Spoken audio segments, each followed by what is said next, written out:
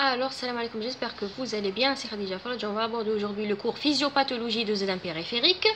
C'est un cours que j'adore beaucoup et c'est parti. Alors, l'œdème est un signe qui est fréquent.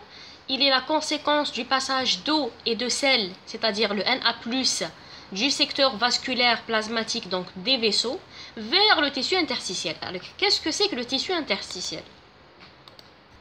Alors là, il y a nos cellules, d'accord? Donc ça, c'est les cellules. Ça, c'est les vaisseaux, d'accord? Qui vont aborder les nutriments et l'oxygène. Et ça, c'est l'espace qui est entre les cellules, d'accord? Et entre les vaisseaux en jaune, qui s'appelle l'espace interstitiel, c'est-à-dire l'espace qui sépare les cellules, d'accord? Donc ça, c'est l'espace interstitiel. Donc, il apparaît quand la quantité d'eau et de sel, c'est-à-dire de Na+, qui quitte le secteur vasculaire, dépasse la capacité de réabsorption par le système veineux lymphatique. Donc vous savez que là, disons, c'est l'artère, d'accord, qui va aborder l'oxygène et les nutriments, d'accord.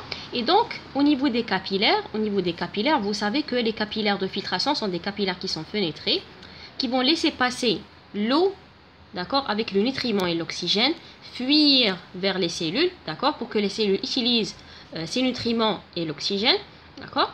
Et donc l'eau, s'il n'y a pas les vaisseaux lymphatiques qui réabsorbent l'eau qui est filtrée du plasma vers les cellules, il y aura un gonflement toujours du tissu cutané. Alors heureusement, il y a ce qu'on appelle le tissu lymphatique, d'accord, ou c'est pas le tissu lymphatique, c'est les vaisseaux lymphatiques, d'accord. Bon, il y a une quantité d'eau, d'accord, qui sera réabsorbée par les veines, d'accord, et passe vers les veines. Et cette quantité sera une quantité grande, d'accord, c'est 75% de la quantité filtrée sera réabsorbée, encore une fois, par les veines et qui sera riche en déchets et en CO2 qui sont émises par les cellules, d'accord, et 15% qui reste de l'eau qui reste ici, d'accord, devrait être réabsorbée par les vaisseaux lymphatiques. Heureusement, ils sont là. Ils sont réabsorbés par les vaisseaux lymphatiques. Mais il faut savoir que la grande majorité de la quantité d'eau qui est filtrée sera réabsorbée encore fois par les veines. D'accord? Donc là, c'est l'artère, disons. Là, c'est le capillaire qui va rejoindre notre artère et notre veine. Et là, c'est la veine. D'accord?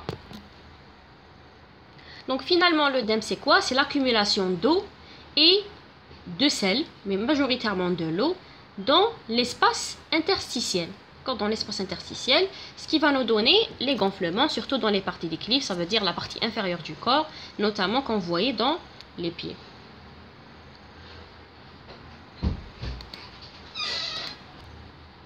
Donc l'infiltration peut être soit localisée, donc l'œdème segmentaire, ça veut dire une partie du corps, ou généralisé, œdème diffus qui prédomine au niveau du tissu sous-cutané des parties d'équilibre, ça veut dire les membres inférieurs. Logiquement, par l'effet de la gravité, l'eau va s'installer dans les parties logiquement inférieures du corps, ça veut dire les membres inférieurs. D'accord? C'est une question de gravité. Cependant, lorsque l'œdème est important, ça veut dire une rétention d'une grande quantité d'eau dans l'espace interstitiel, il peut intéresser d'autres régions, notamment les lombes, la paroi abdominale donnant une ascite, mais également les séreuses, c'est-à-dire le plèvre et le péritoine. Donc les séreuses, c'est quoi? C'est les membranes qui recouvrent les organes. Par exemple, vous savez que les organes digestifs sont recouverts tous par une membrane, d'accord, qu'on appelle le péritoine, d'accord. Et les poumons sont recouvrés par une séreuse qu'on appelle la plèvre, d'accord. Et donc ces séreuses peuvent être remplies par de l'eau, donnant un tableau d'Anazar. Quand on a des œdèmes qui sont périphériques, ça veut dire des œdèmes au niveau des parties d'équilibre ou à n'importe quel point de l'organisme, avec des œdèmes des séreuses, on appelle ça un tableau d'Anazar. Ça veut dire un œdème qui est très très important. Les œdèmes relèvent d'un grand nombre d'étiologies, bien sûr. Donc les œdèmes, c'est un carrefour de pas mal de nombres d'étiologies hépatiques, cardiaques, etc. On va voir par la suite. Les données de l'interrogatoire et l'examen clinique généralement suffisent dans la plupart des cas pour voir le mécanisme et l'étiologie de ces symptômes. Donc c'est en fonction des symptômes qui sont reliés à cet œdème, on peut déterminer l'étiologie de cet œdème. D'accord? Très bien. Donc il est mou, blanc, indolore et garde le godet. Le signe de godet, c'est quoi? C'est quand on fait une légère pression, comme cela, d'accord? Une légère pression par le doigt, il va garder cette empreinte du doigt, c'est ça, il garde le godet. Ça veut dire il va garder l'empreinte quand on fait une légère pression, lorsqu'il est consécutif à une rétention hydrosodée. Ça veut dire que au niveau vasculaire, on a un problème d'excrétion par exemple du potassium, imaginez-vous, et donc du sodium, désolé, du sodium. Donc le sodium sera en grande quantité dans nos vaisseaux, dans les artères et les veines. Et donc, le sodium, vous savez que le mouvement d'eau suit le mouvement du sodium. Et quand on dit qu'il y a une grande quantité de sodium qui se trouve au niveau des vaisseaux, ça veut dire que l'eau va fuir vers le secteur plasmatique, d'accord, pour diluer un petit peu cette concentration élevée de potassium, d'accord, pour diminuer l'osmolarité plasmatique. Et donc, on aura augmentation de la quantité d'eau qui se trouve dans les vaisseaux. L'eau va logiquement fuir où? Il va fuir vers l'espace interstitiel. C'est ça la rétention hydrosodée. D'accord? Dans ce cas, l'œdème est mou, blanc, indolore, il va garder le godet. Tandis que quand il est d'origine inflammatoire ou bien d'origine vineuse, ça veut dire que le problème est non pas une augmentation du Na+, d'accord? Mais le problème, c'est l'augmentation de la pression ici. Comme par exemple, je vais vous donner un petit exemple pour que vous compreniez. Quand on a par exemple, c'est le cœur, hein, c'est les deux oreillettes et les deux ventricules. Ça c'est la veine cave supérieure, ça c'est la veine cave inférieure, d'accord? Ce sont deux veines. Malgré que je l'ai dessiné en rouge, mais c'est des veines, d'accord? Très bien. Alors là, quand on a par exemple une insuffisance cardiaque droite, ça veut dire, et je vous invite à voir mon cours sur la physiopathologie de l'insuffisance cardiaque droite, je vais vous garder le lien dans la boîte d'infos. Quand on a une insuffisance cardiaque droite, donc le cœur droit ou le ventricule droit ne peut pas bien pomper le sang vers l'artère pulmonaire. Il va rester une petite quantité de liquide qui est ici. À chaque cycle, il va rester une petite quantité, donc elle va remplir les ventricules. Et cycle après cycle, l'eau ou le sang va remplir l'oreillette. Il va où? Il va logiquement vers la veine cave supérieure, donnant l'indice fameux de l'insuffisance cardiaque droite, c'est la turgescence des jugulaires. Et il va vers aussi la veine cave inférieure, donnant la fameuse hépatomégalie qui est congestive et douloureuse. D'accord? Si vous voulez regarder mon cours sur la physiopathologie de l'insuffisance cardiaque, toujours je vais vous garder le lien dans la boîte d'infos pour que vous le consultez. Alors là, quand on a une augmentation de la quantité de liquide, vous savez qu'on appelle ce phénomène la stase veineuse. La stase veineuse. Quand on a une stase veineuse, ça veut dire que il y a une grande quantité de sang qui est dans l'organisme, dans les vaisseaux. Logiquement, il va se passer quoi? L'eau va fuir vers l'espace interstitiel pour diminuer un petit peu la pression au niveau des veines. L'eau va fuir vers l'espace interstitiel pour diminuer un petit peu la pression au niveau des veines. Donc, vous regardez bien que le mécanisme n'est pas une rétention de Na+, mais beaucoup plus une augmentation de la quantité du sang qui est dans les veines. D'accord? Et dans ce cas, l'œdème sera dur, sera ferme, non ou peu dépressible, ça veut dire il garde mal le godet, d'accord? Non ou peu dépressible, ça veut dire il garde mal le godet, il garde mal l'empreinte du doigt, et il peut être aussi douloureux ou inflammatoire. Très bien. Propriété du secteur interstitiel. Alors, comme définition et comme un petit rappel, l'eau représente 60% du poids du corps, jusqu'à 70% chez le nourrisson et 60% chez l'adulte. Elle se répartit entre deux compartiments. On a le compartiment intracellulaire, c'est à l'intérieur des cellules. C'est la majorité de l'eau qui se situe au niveau de l'organisme, d'accord? Ce qui nous donne, par exemple, la souplesse de la peau, etc., quand elle est bien hydratée, d'accord? Et donc, la majorité de l'eau qui se trouve au niveau de notre organisme se trouve à l'intérieur des cellules. C'est 3 sur 5 qu'on voit. 2 sur 5 sera réparti dans l'espace extracellulaire. C'est quoi l'espace extracellulaire? Donc ça, c'est nos cellules. Ça, c'est le vaisseau. Et en bleu, ça, c'est l'espace interstitiel. Donc 2 sur 5 se trouve à l'intérieur des cellules. Et 3 sur 5 se trouve à l'intérieur des cellules. Et 2 sur 5 qui restent sera divisé entre le secteur interstitiel et le secteur plasmatique. D'accord? Sera divisé entre le secteur interstitiel et le secteur plasmatique. L'ensemble du secteur interstitiel et le secteur plasmatique forment ce qu'on appelle l'espace extracellulaire. Ça veut dire tout ce qui est à l'extérieur de la cellule. D'accord? Très bien. Donc là, vous voyez que 2 sur 5 de l'eau du corps sera réparti entre l'espace extracellulaire, donc entre l'espace interstitiel et le vaisseau. Et quand je dis réparti, n'est pas de façon égale. C'est pas la moitié, c'est pas 1 sur 5 pour les vaisseaux et 15% c'est pour, donc disons la majorité de cet espace de la 2 sur 5 qui reste, c'est au niveau de l'espace interstitiel, et la minorité c'est au niveau des vaisseaux. D'accord? Donc si on dit l'eau représente 60% du poids du corps, d'accord, 80% se trouve à l'intérieur de la cellule, d'accord, et 20% sera réparti 15% pour le secteur interstitiel, d'accord, et 5% uniquement qui reste, imaginez-vous, 5% uniquement du poids qui reste ou de la quantité de l'eau qui reste se trouve au niveau du sang, ou je vais dire le secteur plasmatique, le secteur vasculaire. Le secteur vasculaire. Donc j'espère que c'est clair. Une chose à signaler, que le secteur interstitiel n'est pas uniquement l'espace qui se trouve à l'intérieur entre les cellules, mais aussi c'est le péritoine, c'est la plèvre et le péricarde. Toutes les feuilles qu'on a déjà dit, qu'on a déjà parlé, les feuilles qui recouvrent les organes digestifs, le poumon et le cœur, d'accord, ce sont des feuilles qui sont considérées comme un espace interstitiel. D'accord? Donc vous remarquez bien que ces fascias qu'on appelle c'est pas le fascia, ce sont des séreuses, ne sont ni des cellules, ni un espace vasculaire, ni des vaisseaux. Donc vous remarquez bien qu'ils sont classés parmi l'espace interstitiel. Bon, quand c'est un organe, comme par exemple le foie, etc., l'espace interstitiel est clair, d'accord? Donc c'est l'espace qui se trouve entre les cellules. Et il faut noter aussi que les séreuses, péritoine, plèvre et péricarde, donc les 3 P, sont aussi considérés comme un espace interstitiel, d'accord? Très bien.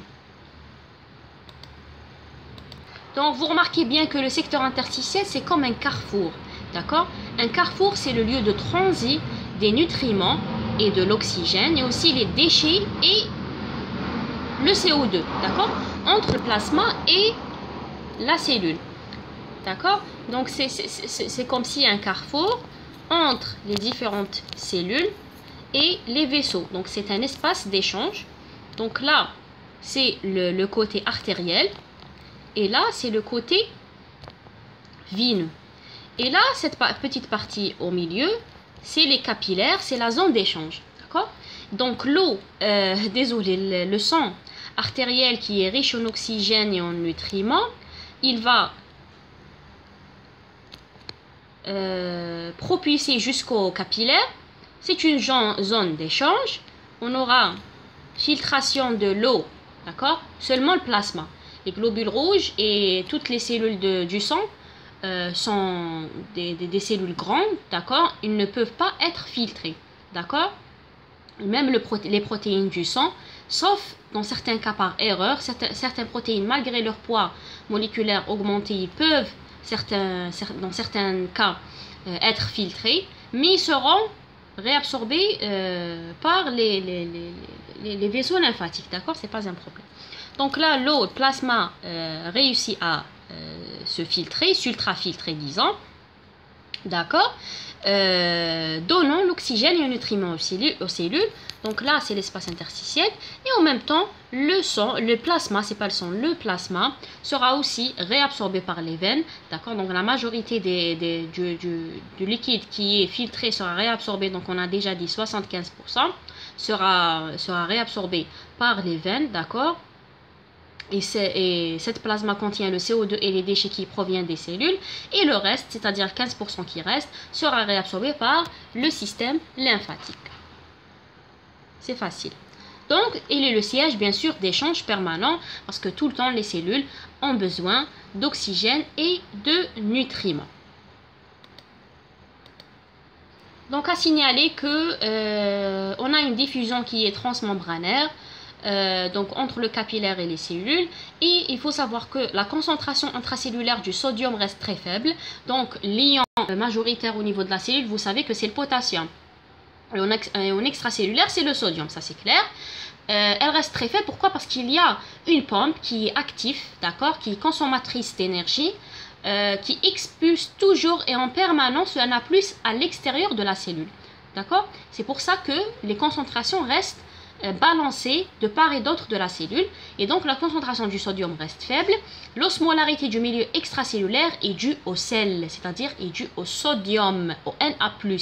L'osmolarité, c'est tout simplement la concentration des ions et des électrolytes à l'intérieur et des molécules à l'intérieur du sang. Ils ont dit le milieu extracellulaire, ça veut dire à la fois l'espace interstitiel et le plasma, mais ils disent l'osmolarité du sang est beaucoup plus due au sel, d'accord, au Na+, parce que c'est l'ion, disons, majoritaire au niveau de l'organisme, et au niveau du sang. Et même quand on calcule l'osmolarité du sang, ça veut dire la concentration des ions à l'intérieur du sang, le Na+ rentre dans l'équation associée au glucose. D'accord? Très bien. Et donc, vous comprenez bien que le Na+ est l'ion majoritaire qui se trouve dans les vaisseaux. Toute rétention sodée, ça veut dire toute accumulation du sodium dans les vaisseaux, va entraîner une accumulation hydrique, c'est-à-dire l'eau dans le secteur interstitiel. Bon, une rétention hydrique d'abord dans les vaisseaux et secondairement dans l'espace interstitiel. Ça veut dire quoi? Ça veut dire toute augmentation du sodium ici, d'accord? Et tant que l'eau suit les mouvements du sodium, donc l'eau va suivre le mouvement de sodium, donc il va vers les vaisseaux, d'accord, pour diminuer la concentration un petit peu du sodium, et donc l'eau va fuir vers les vaisseaux, et quand les vaisseaux se remplissent beaucoup d'eau, de plasma, ils vont délivrer une petite quantité d'eau vers le secteur interstitiel. Quand je dis l'eau, c'est le plasma, d'accord. Quand je dis l'eau, c'est le plasma. Ils vont délivrer une petite quantité de plasma vers le secteur interstitiel, définissant ce qu'on appelle l'œdème. C'est l'un des mécanismes de l'œdème, on va voir par la suite. D'accord? Et donc, toute rétention, vous voyez, toute rétention de Na+, va se manifester par une rétention hydrique, c'est-à-dire de plasma dans les vaisseaux et, dans un deuxième temps, dans l'espace interstitiel. D'accord? Très bien. Jusqu'à présent, on est en train de comprendre un petit peu la physiologie. On n'a pas rentré dans la physiopathologie. Ça veut dire on est en train de expliquer comment ça se passe dans notre organisme. D'accord? C'est les choses qui sont physiologiques, normales. Pour que quand on rentre dans l'œdème et les étiologies et les maladies qui causent l'œdème, vous allez comprendre tout simplement. Maintenant, on rentre dans l'équilibre de Starling, toujours dans la physiologie. L'équilibre de Starling régit les échanges capillaires. La filtration au niveau des capillaires, les capillaires, c'est cette partie. C'est la partie qui relie. C'est cette partie. C'est la partie qui relie l'artère des veines. D'accord? Et ça, c'est de façon très schématique. Hein. Donc, c'est de façon schématique. Donc là, la filtration au niveau des capillaires est conditionnée, il faut savoir, par deux facteurs. Le premier facteur, c'est la pression de filtration. Il faut savoir qu'on a deux types de pression au niveau des vaisseaux. On a la pression hydrostatique intracapillaire et on a la pression oncotique du plasma. Ça veut dire quoi? À l'intérieur du capillaire, donc là je vais agrandir notre vaisseau. Je vais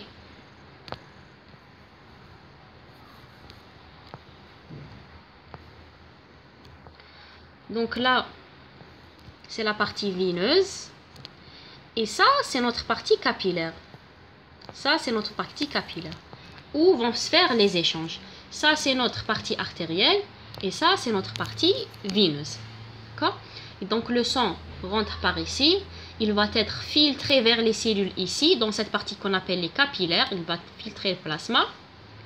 Et le sang qui est ici, le plasma, toujours je dis le sang, je ne sais pas pourquoi. Le plasma qui est ici rentre une autre fois ici, vers les veines. C'est le même eau qui est filtré sera réabsorbé, d'accord? La majorité. Et l'autre partie, n'oubliez pas, qui sera prise en charge par les vaisseaux lymphatiques, peu importe, sera réabsorbé ici et vers la circulation veineuse, d'accord? C'est comme ça que ça se passe les choses. Il faut savoir, à l'intérieur des vaisseaux, tout ce vaisseau, il y a deux pressions à savoir. La première, c'est la pression hydrostatique. D'abord, comme son nom indique, hydro, ça veut dire l'eau. D'accord? Hydraté, hydro, ça veut dire de l'eau. Donc, c'est la pression exercée par le plasma dans ces vaisseaux. D'accord? À chaque fois que l'eau augmente à l'intérieur des vaisseaux, ça veut dire qu'on a augmentation de cette pression hydrostatique. Donc, c'est la pression exercée par le plasma à l'intérieur des vaisseaux. Quand on a une grande quantité de plasma, ça veut dire qu'elle va exercer une pression hydrostatique élevée. C'est ça la pression hydrostatique. La pression oncotique, c'est quoi? Oncotique, onco, ça veut dire protéine. D'accord? C'est la pression exercée par les protéines qui se trouvent au niveau du plasma. Vous savez que la protéine majoritaire au niveau du plasma, c'est bien l'albumine. D'accord? C'est bien l'albumine fabriquée par le foie, synthétisée par le foie. Et c'est la pression qui est exercée par les protéines qui se trouvent ici. Donc l'albumine, l'albumine, l'albumine. Il faut savoir une chose qui est très très importante, que la pression hydrostatique tend à filtrer l'eau vers l'espace interstitiel. Ça veut dire quoi? Ça veut dire quand on a augmentation de l'eau à l'intérieur du vaisseau, ça veut dire qu'on a augmentation de la pression hydrostatique. L'eau, il va faire quoi pour diminuer un petit peu la pression? Il tend à filtrer. Il tend à s'échapper du vaisseau. Et donc, comme si la pression oncotique pousse le sang à l'extérieur du vaisseau, à l'inverse de la pression oncotique, c'est la pression exercée par les protéines. Les protéines, comme vous savez, ils ont une charge négative. D'accord? Et la charge négative, ça aide à garder le H2O, ça veut dire à garder l'eau, ça veut dire à garder le plasma. Vous savez que le sang, majoritairement, c'est de l'eau. Hein? Donc, à garder l'eau qui se trouve au niveau des vaisseaux, à l'intérieur des vaisseaux. Ça veut dire qu'elle tend à garder l'eau à l'intérieur des vaisseaux. Et donc, ce sont des pressions qui sont totalement opposées. La pression hydrostatique qui pousse le sang en dehors du vaisseau et la pression hydrostatique qui tend à laisser l'eau à l'intérieur des vaisseaux. Très bien, très bien. Ça, c'est d'un côté. De l'autre côté, on a le coefficient de perméabilité du capillaire. Ça, c'est pas vraiment important. Donc, le capillaire a un coefficient de perméabilité. Ça veut dire un degré de perméabilité de membrane. Cette perméabilité ne doit pas être augmentée ou diminuée. Ça veut dire qu'il est filtré d'une façon qui est bien calculée au point qu'il est perméable au plasma. D'accord? La chose la plus importante, c'est la pression de filtration. Donc, comme on a déjà dit, la pression hydrostatique, elle est engendrée par le flux sanguin. Traversant l'anse capillaire, elle tend à faire sortir l'eau et les ions du capillaire. Donc, c'est la pression de l'eau majoritairement. Et on a la pression oncotique, elle est engendrée par les protéines, notamment l'albumine, dont la taille empêche la diffusion du plasma vers l'espace interstitiel. Donc, elle tend à garder l'eau à l'intérieur des vaisseaux. D'accord? Très bien. Et bien sûr, on a déjà dit que les lymphatiques interstitiels, donc les vaisseaux lymphatiques, réabsorbent les protéines ayant réussi à filtrer. On a déjà dit que les protéines sont des molécules de gros poids moléculaires. Généralement, ils ne peuvent pas être filtrés pratiquement par les capillaires. Et même les protéines qui sont réussies à se filtrer par erreur seront réabsorbées par les lymphatiques interstitiels. Ça, c'est un détail. Donc, à l'état normal, l'eau plasmatique est normalement ultrafiltrée par les capillaires du versant artériel sous l'effet de la pression hydrostatique. Donc, il faut savoir par un raisonnement simple. Donc les capillaires, si on les divise en deux, il y a les capillaires du versant artériel, il y a les capillaires du versant veineux. D'accord? Les capillaires du versant artériel, on a dit que le sang doit s'ultrafiltrer pour donner l'oxygène et les nutriments vers les cellules. Et pour que ça se fait, d'accord, il faut que la pression hydrostatique soit plus grande que la pression oncotique. D'accord? Il faut que la pression hydrostatique, la pression de l'eau, qui tend à faire sortir l'eau vers l'espace interstitiel, soit plus grande que la pression oncotique. Sinon, si la pression oncotique est plus forte, donc l'eau reste à l'intérieur des vaisseaux et on n'a pas le plasma qui sera ultrafiltré, pas d'oxygène et de nutriments vers les cellules. Ça c'est par un raisonnement logique. Et on a le versant veineux des capillaires, d'accord, où le sang doit rentrer vers le vaisseau. Et on a déjà dit que la pression qui fait que l'eau reste dans les vaisseaux, c'est bien la pression oncotique. Et donc, le versant veineux des capillaires, c'est ça, c'est cette partie des capillaires. La pression oncotique doit être supérieure à la pression hydrostatique. D'accord? Très bien.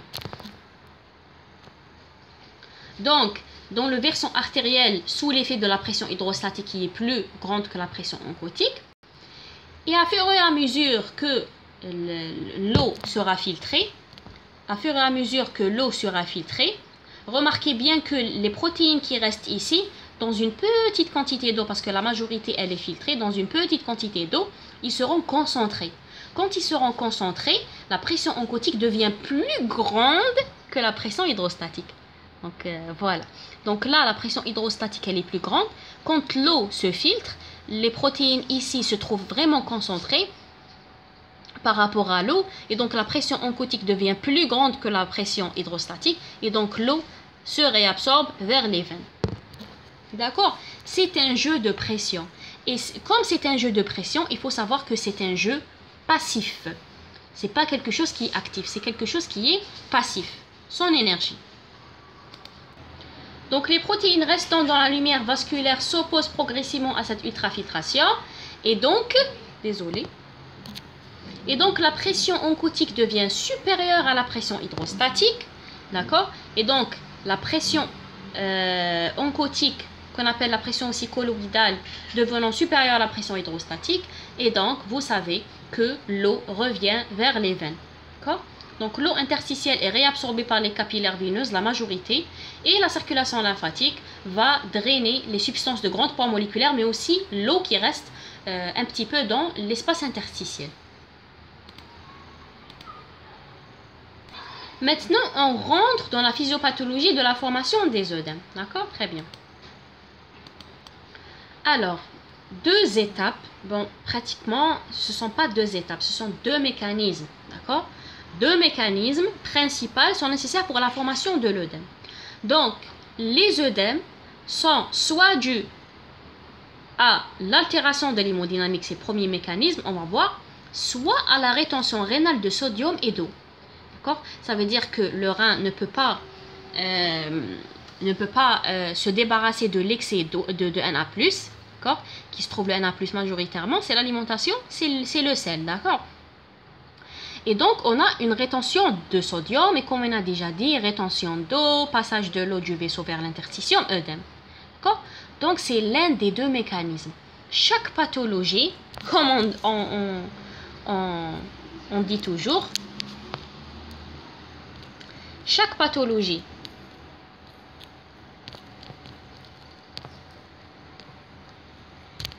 par la baie d'un mécanisme, toujours, ça c'est,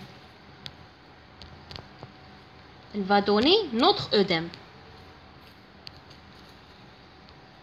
D'accord? Donc à la fin du cours, vous allez être capable de relier chaque pathologie avec le mécanisme qui conduit à la formation de l'œdème. D'accord? C'est vraiment important pour moi. Donc, c'est vraiment important pour moi de connaître l'étiologie, mais aussi de connaître le mécanisme qui a conduit à l'apparition de cet œdème. Donc, premièrement, ce sont deux mécanismes. Donc, ce n'est pas grand-chose à apprendre. Soit l'altération de l'hémodynamique, on va voir qu'est-ce que c'est que l'altération de l'hémodynamique. L'hémodynamique, c'est-à-dire l'altération des pressions. Ça veut dire, vous comprenez bien, soit l'augmentation de la pression hydrostatique, soit la diminution de la pression oncotique. Soit l'augmentation de la pression hydrostatique, l'augmentation de l'eau à l'intérieur des vaisseaux, donc l'eau sort de vaisseau vers interstitium, soit augmentation de la pression oncotique, diminution des protéines par exemple, donc la pression qui tend à garder l'eau à l'intérieur des vaisseaux est diminuée, logiquement l'eau va fuir des vaisseaux, d'accord? Et on va voir par la suite, soit le deuxième mécanisme majeur, c'est la rétention rénale de sodium. Ça veut dire qu'on a un excès de sodium dans l'organisme. Un excès quoi? De sodium dans l'organisme. Donc ce sont deux mécanismes. On commence par le premier mécanisme, c'est quand vous voyez l'altération de l'hémodynamique capillaire. Ça veut dire le jeu de pression est perturbé, il n'est pas normal. Donc, soit l'augmentation de la pression hydrostatique, soit la diminution de la pression oncotique. Ce sont des sous-mécanismes, disons. On va les appeler sous-mécanismes, parce que le mécanisme majeur, c'est l'altération de l'hémodynamique. Soit augmentation de la perméabilité capillaire, donc le capillaire devient très perméable à l'eau. Soit, c'est un mécanisme qui est rare, qui n'est pas vraiment important, c'est l'obstruction lymphatique. Donc c'est les lymphatiques qui sont obstruées, qui ne réabsorbent pas la quantité qui reste dans l'espace interstitiel, et au fur et à mesure on aura accumulation de l'eau dans l'interstitium, d'accord? Ou bien l'augmentation de la pression oncotique interstitielle. Donc ça, ce sont des mécanismes qui sont vraiment rares. Quand on a augmentation de la pression oncotique dans l'interstitium, on revient à notre fameux schéma. Ça, c'est les cellules. Ça, c'est les vaisseaux. D'accord? Ça, c'est l'espace interstitiel. D'accord? Et quand on a une augmentation des protéines qui se trouvent ici, d'accord? Les protéines tendent à attirer l'eau, si vous voulez, attirer l'eau. Et donc, l'eau passe du vaisseau vers le milieu interstitiel, donnant des œdèmes. Ça, c'est des mécanismes qui est rare. Il faut savoir que le dernier sous-mécanisme, disons, l'obstruction lymphatique et l'augmentation de la pression oncotique sont des mécanismes qui sont rares. D'accord? On va beaucoup plus focaliser sur ces trois mécanismes. Même les mécanismes augmentation de la perméabilité capillaire, c'est un mécanisme qui est rare. C'est un sous-mécanisme qui est rare. Les deux sous-mécanismes majeurs, c'est l'augmentation de la pression hydrostatique ou bien la diminution de la pression oncotique. Alors le premier sous-mécanisme, c'est l'augmentation de la pression hydrostatique. Ça veut dire l'augmentation de l'eau qui se trouve à l'intérieur des vaisseaux. Alors, une chose à signaler, que la pression capillaire hydrostatique est relativement insensible aux variations de la pression artérielle, rôle du sphincter précapillaire. Ça veut dire là au niveau des veines, au niveau des capillaires du côté artériel, donc ça c'est l'artère, ça c'est la veine, et ça c'est l'ensemble des capillaires qui va relier les deux. On a les capillaires qui sont du côté veineux et on a les capillaires qui sont du côté artériel. Alors les capillaires qui sont du côté artériel, il y a ce qu'on appelle les sphincters précapillaires. Ça veut dire, ce sont des sphincters, c'est tout simplement le dédoublement de la musculature. De ce fait, ils vont exercer une petite pression sur ces capillaires, ils vont les fermer. Même si la pression hydrostatique augmente dans le versant capillaire artériel, d'accord, ça ne va pas causer l'œdème. Par contre, si on a augmentation de la pression des capillaires qui se trouvent dans le côté ou dans le versant veineux, d'accord, il n'y a pas ces sphincters précapillaires et donc on aura tout simplement la fuite de l'eau des vaisseaux vers l'espace interstitiel causant nos œdèmes, d'accord, l'œdème, d'accord. Donc la stase c'est pratiquement la stase de l'eau ou du plasma dans les veines. Alors les deux principaux mécanismes à l'origine de l'augmentation de la pression veineuse, donc on n'a pas dit la pression artérielle, la pression veineuse permanente, sont l'augmentation du volume sanguin. C'est le cas de l'insuffisance cardiaque congestive, c'est l'insuffisance cardiaque généralement droite ou gauche, mais c'est pratiquement beaucoup plus la droite, et les maladies rénales. Donc quand on a une insuffisance cardiaque droite,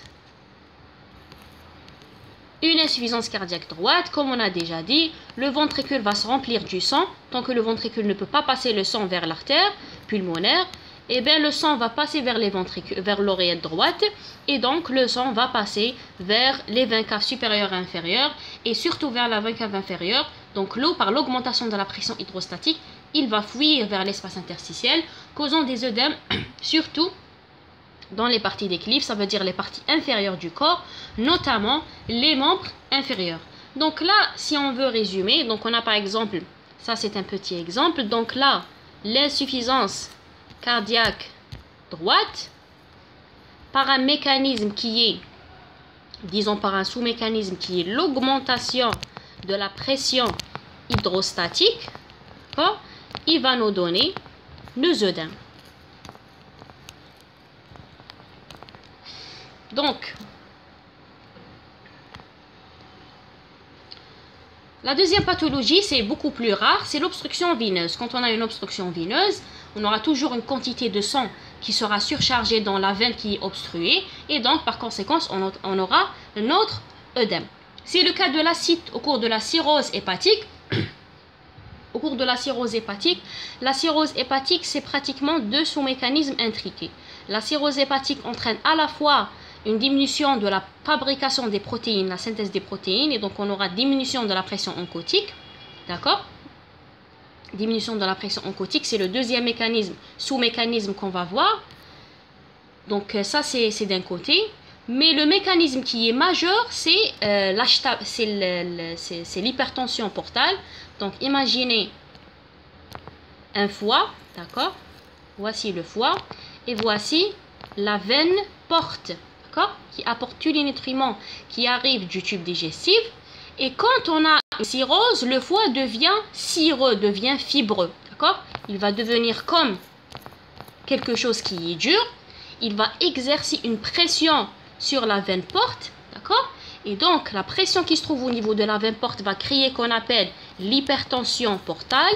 Et l'indicible de l'hypertension portale, c'est l'acide, d'accord? C'est l'accumulation, c'est les œdèmes, c'est l'accumulation du liquide dans le péritoine. Et on a déjà dit que le péritoine, c'est l'un des types des espaces interstitiels. Donc là, l'augmentation de la pression ici va faire qu'il y a une augmentation de la pression hydrostatique et l'eau va fuir vers le péritoine, causant notre acide, d'accord, dans le cadre de l'hypertension portale. Et l'acide aussi diminue la synthèse des protéines. Quand on a diminution de la synthèse des protéines, ça veut dire diminution de la pression oncotique, ça veut dire œdème. Mais le mécanisme, le fameux, le majeur, c'est par la baie de cette pression, par la baie de l'hypertension, portale.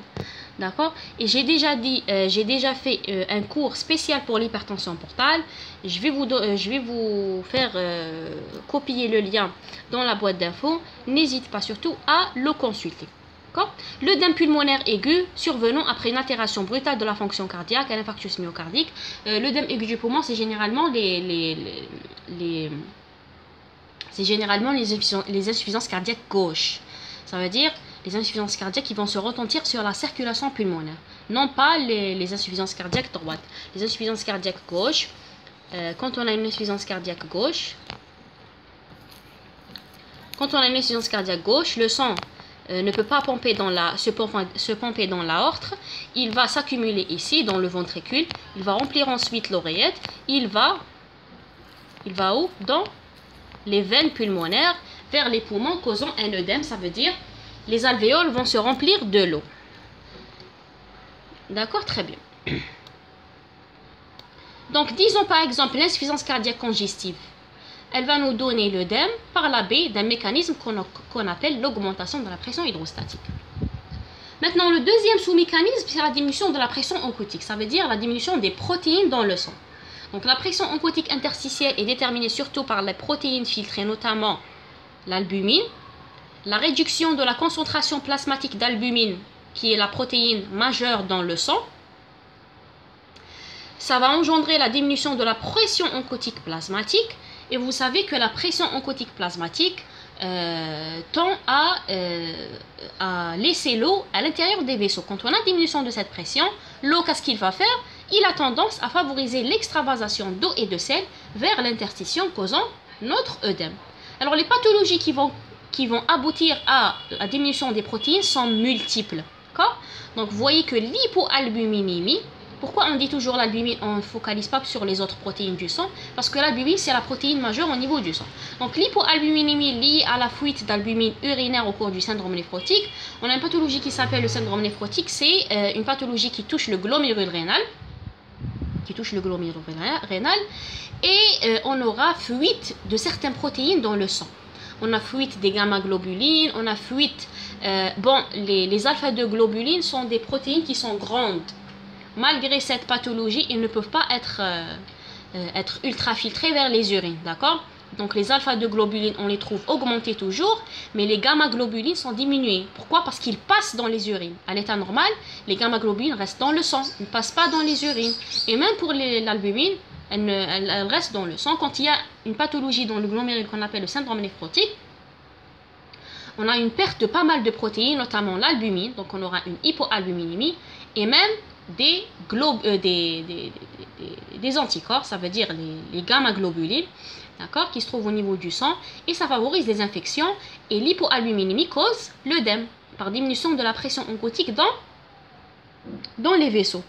Ou bien la diminution de la synthèse hépatique d'albumine au cours de la cirrhose. Je vous ai dit que la cirrhose, elle donne les œdèmes par deux mécanismes. Le mécanisme qui est majeur, c'est l'hypertension portale. Le mécanisme qui est mineur, c'est la diminution de la fabrication ou la synthèse de protéines par le foie, de l'albumine. Et donc, ça favorise l'apparition des œdèmes. Si on veut par exemple donner un exemple, le syndrome néphrotique,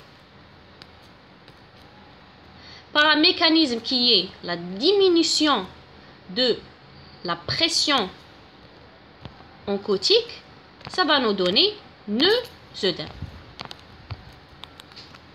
Donc il faut relier chaque pathologie avec le mécanisme qui va causer l'œdème.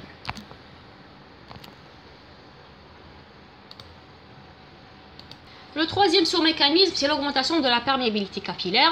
Donc toutes les pathologies qui peuvent engendrer une lésion au niveau du capillaire, ça va favoriser la perméabilité du capillaire. Donc le capillaire devient plus perméable à l'eau, au plasma, et donc ça peut nous donner un œdème, mais c'est un mécanisme qui est vraiment rare.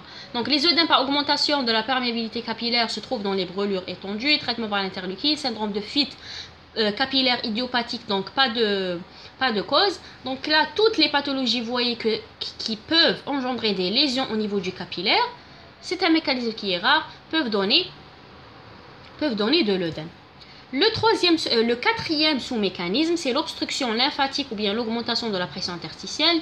Quand on a une obstruction au niveau des lymphatiques, qu'on a déjà dit qu'il absorbe les 15% qui restent au niveau de l'interstitien, par une adénopathie par exemple. Donc vous savez que les canaux lymphatiques sont reliés à des ganglions. Donc vous savez que les canaux lymphatiques, vous savez un ganglion, canaux lymphatique, ganglion, etc. Quand on a une adénopathie maligne ou bien un gonflement d'un ganglion, donc le ganglion s'augmente de volume, il va obstruer cette lymphatique, et cette lymphatique ne peut plus réabsorber les 15% qui restent dans l'interstitium, et à fur et à mesure, on aura, les cycles, on a déjà dit que les échanges sont permanents, et donc on aura accumulation du liquide dans l'interstitium. Ce sont des mécanismes qui sont rares, ou bien la diminution de la pression, ou bien l'augmentation de la pression oncotique dans l'interstitium. Donc ça va, comme si c'est une ventouse qui va aspirer l'eau vers des vaisseaux vers l'interstitium, et donc ça va causer nos œdèmes. Le deuxième mécanisme majeur, donc rappelez-vous, on a déjà dit ces deux mécanismes, soit une altération de l'hémodynamique. Les sous-mécanismes, ce sont soit l'augmentation de la pression hydrostatique, diminution de la pression oncotique, d'accord, les lésions capillaires, ça veut dire augmentation de la perméabilité capillaire, ou bien les obstructions lymphatiques, ou bien l'augmentation de la pression oncotique dans l'espace interstitiel. Maintenant, le deuxième mécanisme majeur, c'est la rétention de sodium cette fois-ci. Donc, c'est l'accumulation de sodium dans les vaisseaux, donc ça va attirer de l'eau, et par conséquent, ça va causer nos œdèmes. Donc, c'est le deuxième mécanisme majeur qu'on va parler. Donc le deuxième mécanisme essentiel à la formation de l'œdème, vous voyez que là c'est le mot exact, c'est mécanisme. Donc essentiel à la formation d'œdème est l'expansion des volumes extracellulaires par une rétention rénale de sodium. Alors la rétention rénale de sodium peut être primitive, ça veut dire que le problème se trouve au niveau du rein. Ça veut dire que par exemple c'est une insuffisance rénale chronique ou aiguë qui fait que le rein ne peut pas drainer l'excès de sodium qui provient par l'alimentation. Et donc, il y aura un excès de sel, ça veut dire de sodium dans les vaisseaux. Et donc, ça va causer nos œdèmes. Parce que le sel, ça veut dire le Na+, va attirer l'eau vers les vaisseaux. Quand on a augmentation de l'eau vers les vaisseaux, le vaisseau n'a pas de choix. Il va envoyer une petite quantité d'eau vers l'interstitium et ça va causer nos œdèmes. Donc cette rétention, elle est dite primitive parce que le problème se trouve au niveau du rein. Soit elle est secondaire, ça veut dire qu'il n'y a pas de problème au niveau du rein, mais elle est secondaire à la diminution du volume circulant effectif. Alors c'est quoi le volume circulant effectif? Quand on a par exemple, là c'est un cœur, voici les deux oreilles et les deux ventricules. Quand on a une insuffisance cardiaque, que ce soit à droite ou que ce soit à gauche, on a une diminution du débit cardiaque. Ça veut dire quoi une diminution du débit cardiaque? Ça veut dire une diminution du sang qui est pompé par l'aorte vers les différentes cellules. D'accord? Et comme notre pression artérielle est relativement reliée à, à ce débit, donc vous savez que la pression artérielle est égale au débit fois les résistances systémiques. D'accord? Donc là, quand on a diminution de ce débit, ça veut dire la diminution de notre tension artérielle, diminution de la pression artérielle. Ça veut dire la diminution de la filtration, de la pression de filtration dans le rein. Et donc, on a un système qui est fameux, qui sera activé, c'est le système SRR. Système rénine-angiotensine, SRAA. Système rénine-angiotensine-aldostérone. D'accord? Donc, c'est une cascade. J'ai déjà fait une vidéo sur le système rénine-angiotensine-aldostérone. Et ce système, à la fin de cette cascade, donc l'aldostérone, elle va faire quoi au niveau du tube contourné distal? Elle va réabsorber le Na+, et émettre du K+ et de H+ dans les urines. Et donc, quand elle va réabsorber le Na+ dans les vaisseaux, donc vous savez que l'eau suit les mouvements du Na+. Quand on a réabsorption du Na+ au niveau du sang, on aura fuite de l'eau vers les vaisseaux. Et par ce mécanisme, on a augmentation de la pression artérielle. Et bien, c'est la même chose. Là, toutes les pathologies qui peuvent causer une diminution du volume circulant effectif. Effectif, ça veut dire le volume qui est important à la vascularisation des différentes cellules. Quand on a diminution de ce volume, le système rénine-angiotensine sera stimulé. On a une rétention de Na+. Et tout ce qui est rétention de Na+, ça veut dire rétention de l'eau. Et quand la quantité d'eau se trouve en quantité vraiment importante dans le vaisseau, il n'a pas de choix. Il va envoyer une petite quantité vers l'interstitium, causant nos œdèmes. Donc, il faut savoir que l'augmentation de la quantité de sodium dans les cellules, dans le sang, peut être soit primitive, le rein qui est touché, soit secondaire à d'autres pathologies qui vont augmenter, qui vont diminuer le volume circulant effectif. Donc, défaut primitif d'excrétion rénale de sodium au cours de l'insuffisance rénale avancée, bien chronique, ou bien le syndrome néphrotique glomérulonéphrite aigu. Le syndrome néphrotique, c'est vrai qu'il cause une perte des protéines, mais il diminue l'excrétion de Na+. Donc, le potassium, le sodium se trouve augmenté dans le sang et par conséquence, les œdèmes. Soit l'accumulation de Na+ dans le sang, elle est due à une réponse compensative à une déplétion du volume. C'est le système rénine-angiotensine-aldostérone, c'est un mécanisme de compensation. Donc la rétention de sodium et d'eau aboutissant à la formation d'œdèmes représente habituellement une réponse compensatrice. Donc vous voyez, au cours de l'insuffisance cardiaque congestive, on a diminution du sang qui est pompé vers les cellules, système rénine-angiotensine aldostérone sera activé, rétention de Na+, rétention d'eau, fuite d'eau de l'espace vasculaire vers l'interstitium, causant des œdèmes. Mais aussi l'insuffisance cardiaque congestive cause l'œdème par l'augmentation de la pression hydrostatique. Donc vous remarquez bien que l'insuffisance cardiaque congestive cause l'œdème par deux mécanismes. À la fois l'augmentation de la pression hydrostatique, comme on a déjà dit, la stase veineuse dans la veine cave inférieure, si vous rappelez, et à la fois par le système rénine-angiotensine-aldostérone, par la rétention de Na+. Donc vous voyez qu'il y a des pathologies qui causent l'œdème par exemple deux mécanismes différents. Au cours de la cirrhose hépatique avec acide, donc là on a aussi une diminution du volume circulant à cause de la vasodilatation. Donc la cirrhose cause une vasodilatation des veines. Comme on a une vasodilatation des veines, la pression diminue et on tombe dans la cascade de le système rénine-angiotensine-aldostérone. Donc la cirrhose hépatique à la fois par un mécanisme de la diminution de la pression oncotique, par l'augmentation de la pression hydrostatique et par ce mécanisme qu'on appelle la réponse compensatrice. D'accord? Donc c'est la rétention de Na+. Donc c'est trois mécanismes, une seule pathologie qui cause l'œdème. Maintenant, c'est comme un petit récapitulatif des causes qu'on a déjà parlé. Premièrement, on a l'insuffisance cardiaque congestive. L'œdème dans les différentes formes d'insuffisance cardiaque est lié à l'augmentation, vous voyez bien, de la pression veineuse.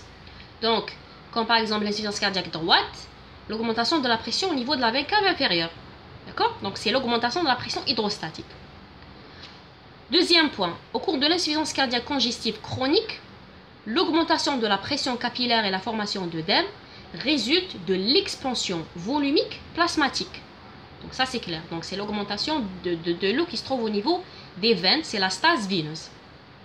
Troisième point, donc c'est le deuxième mécanisme, la diminution du débit cardiaque et la perfusion tissulaire activent les systèmes sympathiques rénine-angiotensine, ce qui stimule la rétention rénale d'eau et de sodium, mais également la résistance vasculaire et donc la diminution du débit au cours de l'insuffisance cardiaque congestive.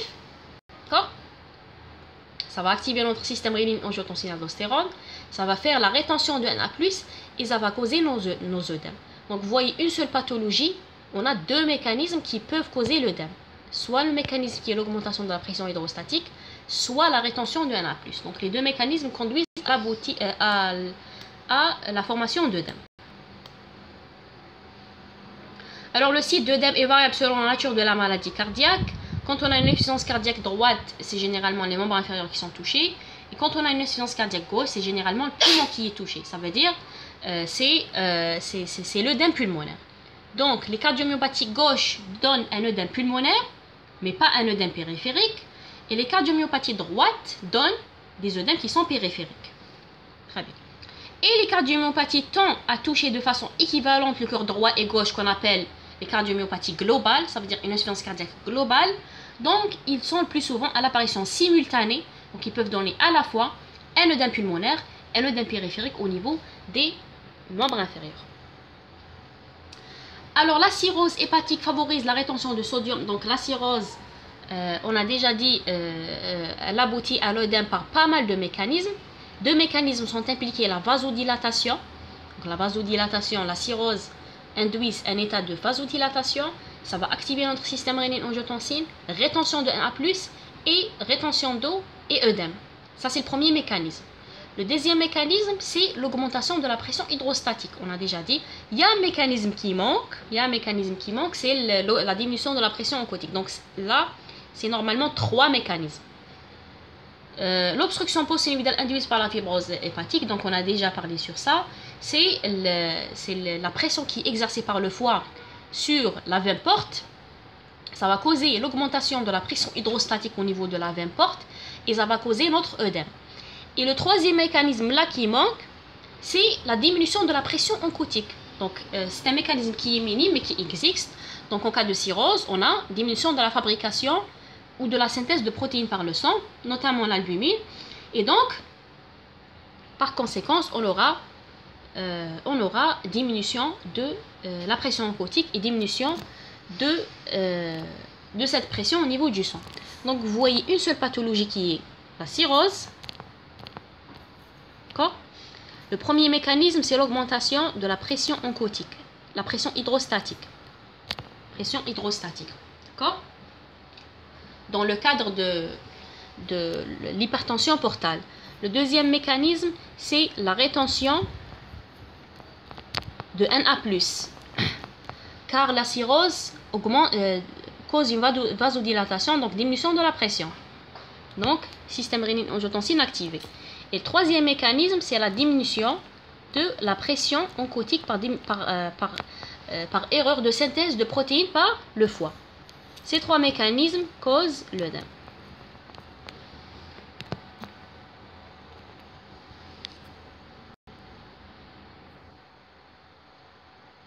Alors, les maladies rénales et le syndrome néphrotique.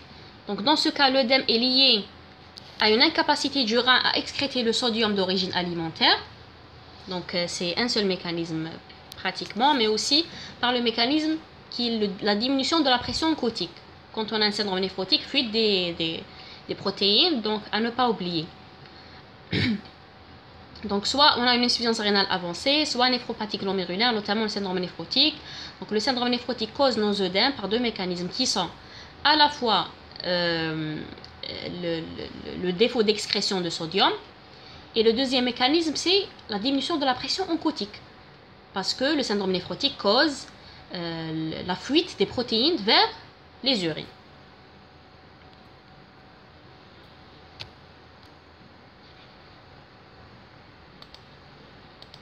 Une remarque qui est très importante, alors au cours du syndrome néphrotique à lésion glomérulaire minime, donc les lésions glomérulaires c'est le synonyme de syndrome néphrotique, parce que le syndrome néphrotique c'est quoi?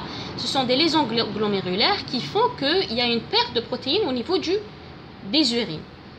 Alors la chute de concentration plasmatique d'albumine est associée à une diminution parallèle de la concentration interstitielle d'albumine, c'est logique. Quand on a une diminution de la pression des protéines au niveau du sang, on aura une diminution des protéines au niveau de l'interstitium. D'accord?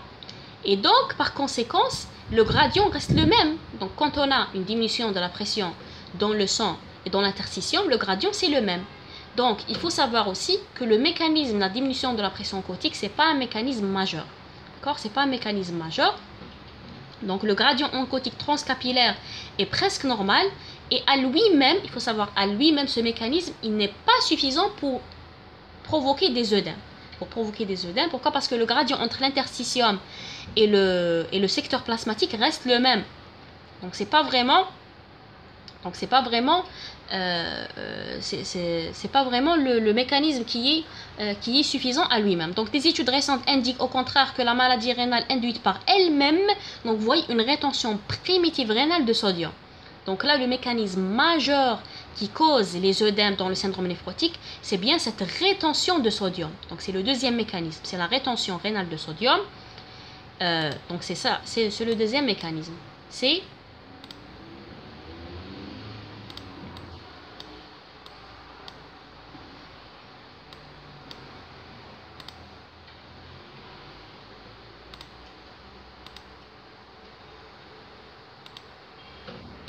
donc le mécanisme majeur dans le syndrome néphrotique, c'est pas l'altération de l'hémodynamique, c'est pas pratiquement la diminution de la pression oncotique, d'accord? Et depuis longtemps, c'est ce mécanisme qui était considéré comme le mécanisme majeur, c'est la diminution des protéines. Mais des études récentes ont montré que le mécanisme majeur, c'est la rétention rénale de sodium, et que le mécanisme, la diminution de la pression oncotique, ne peut pas à elle seule causer les œdèmes dans le syndrome néphrotique. Donc c'est pratiquement le deuxième mécanisme qui est la rétention rénale de sodium. C'est la fin de notre cours. J'espère que ce cours était bénéfique pour vous. Mettez un petit like. Si vous avez des questions, laissez-les en commentaire. Et à la prochaine.